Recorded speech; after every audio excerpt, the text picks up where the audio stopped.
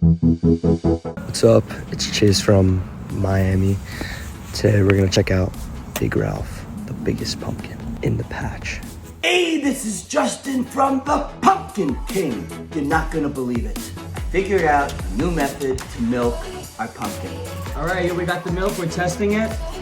We primed it a little bit. We're almost there, and now coming through. You can see in the water. See, it's getting a little cloudy.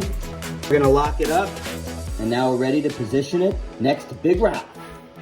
This is the moment you've all been waiting for. Hopefully I don't stick myself. That would suck.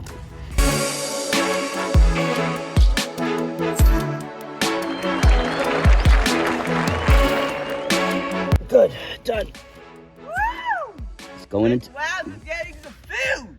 Okay, we're gonna put it on a medium drip. Let's see what this is gonna do. And that's how you milk your pumpkin.